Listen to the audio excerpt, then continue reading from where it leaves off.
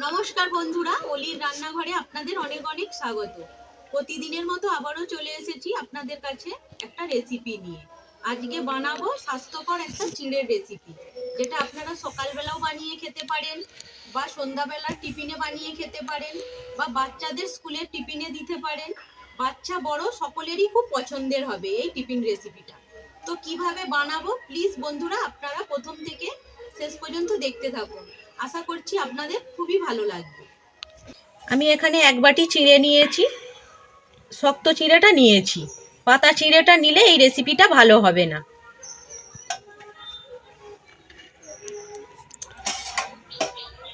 এখানে নিয়েছি ধনে পাতা। ধনে পাতাটা আমি নিয়ে নেব।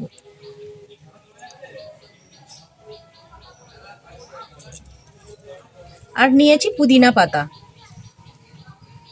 খুব বেশি না, অল্পই নিয়েছি। ধনে পাতা আর পুদিনা পাতাটা আমি বেটে নেব। আর দেব দুটো কাঁচা লঙ্কা।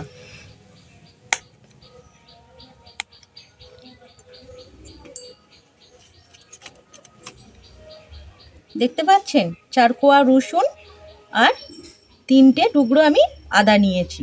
এই আদা, রসুন আর কাঁচা লঙ্কা, ধনে পাতা আর পুদিনা পাতা, এটা আমি বেটে নিয়ে ফিরে আসছি।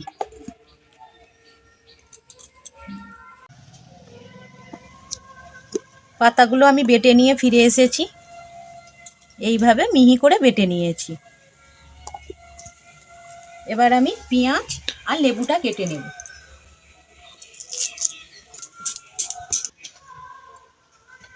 পেঁয়াজটা কেটে নিয়েছি, এবার আমি লেবুটা কেটে নেব।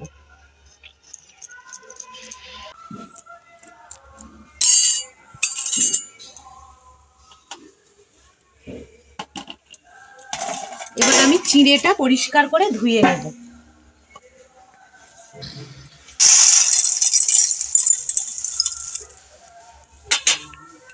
চিড়েটা ভালোভাবে পাঁচুড়ে নেওয়া হয়েছে। এবার আমি চিড়েটা পরিষ্কার করে 3-4 বার জল পাল্টে পাল্টে ধুয়ে নেব। ধুয়ে নেওয়ার পরে চিড়েটা আমি জল ঝরাতে দেব।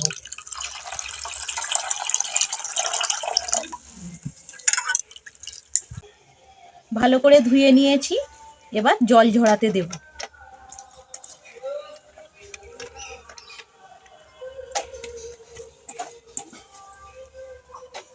আমি এখানে এক বাটি চিড়ে নিয়েছি। আপনাদের যতটা প্রয়োজন আপনারা ততটা নিয়ে বানাতে পারেন।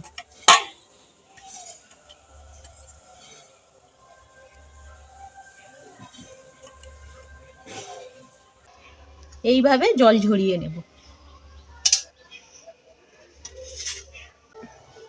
উনানটা ধরিয়ে নিয়েছি, এবার আমি কড়াইটা বসিয়ে দেব।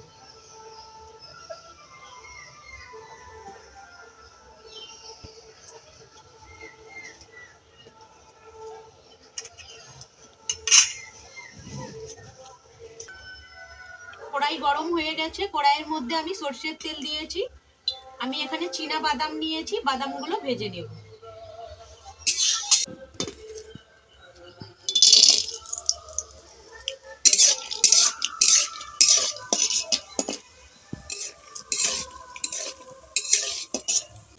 বাদামগুলো ভাজা হয়ে গেছে, এবার আমি বাদামগুলো তুলে নেব।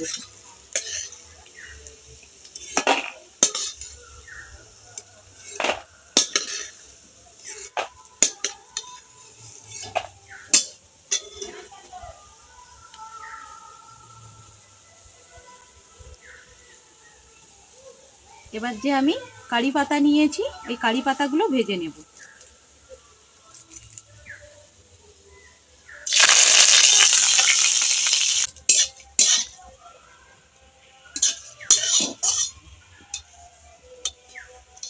কারি পাতাগুলো ভাজা হয়ে গেছে, এবার আমি তুলে নেব।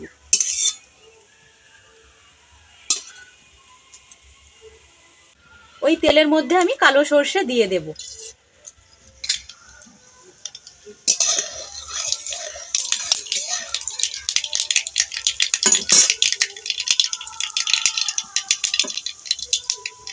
কুচনো পেঁয়াজগুলো দিয়ে দেব।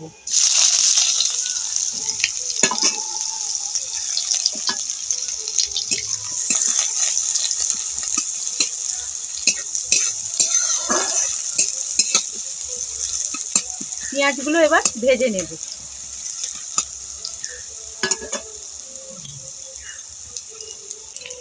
পেঁয়াজটা ভাজা হয়ে গেছে, এর থেকে বেশি কড়া করে ভাজবো না। ঠিক এই পর্যায়ে আমি যে পাতাটা বেটে রেখেছিলাম সেই পাতা বাটাটা দিয়ে দেব।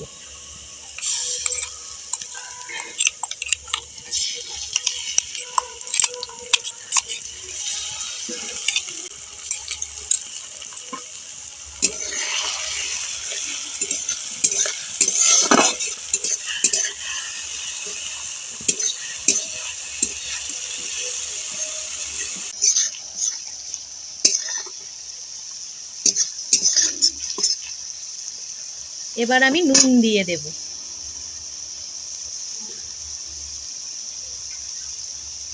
পরিমাণ মতো নুন দিয়ে দিলাম। আবারও একটু আমি ভেজে নেব।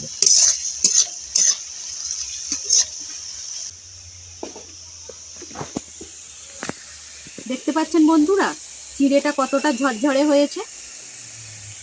এইভাবে চিড়েটা ঝরঝরে করে নিতে হবে, তাহলে এই চিড়ের রেসিপিটা খেতে ভীষণই ভালো লাগবে।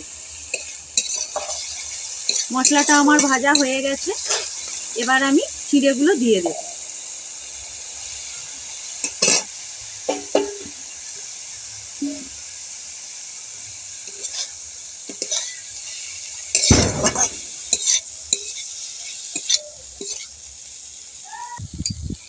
এখানে গুঁড়ো করা চিনি নিয়েছি, চিনি দিয়ে দেব।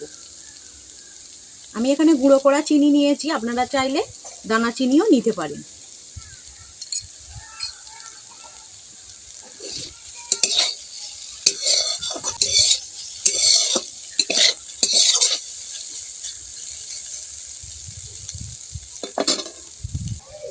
এবার আমি লেবুর রস দিয়ে দেব, খুব বেশি দেব না।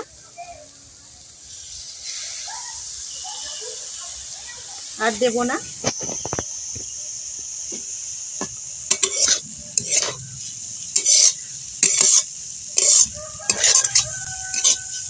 আপনারা এইভাবে বাচ্চাদের টিফিনে বানিয়ে দেবেন, খেতে ভীষণই টেস্টি হয়।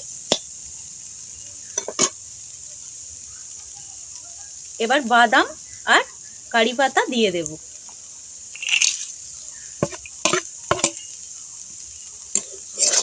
এবার মিশিয়ে নেব।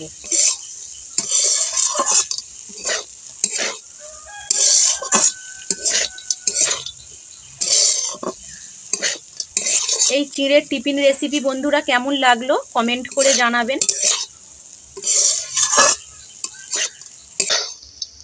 এটা একটা চিড়ের নতুন রেসিপি, আপনারা এইভাবে বানিয়ে খাবেন, খেতে ভীষণই ভালো লাগে আর স্বাস্থ্যকর। এবার আমি নামিয়ে নেব। রেসিপিটা বানানো হয়ে গেছে, এবার নামিয়ে নেব। এবার আমি নামিয়ে নিচ্ছি। কতটা ঝরঝরে হয়েছে বন্ধুরা।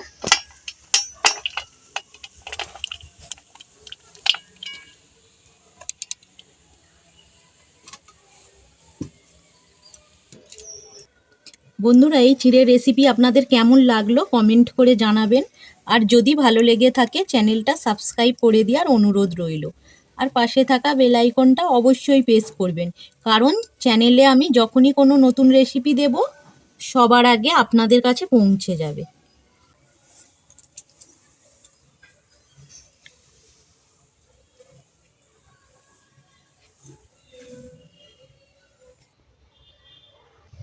বন্ধুরা স্বাস্থ্যকর সবুজ চিড়ের রেসিপি আপনাদের কেমন লাগলো আপনারা জানাবেন।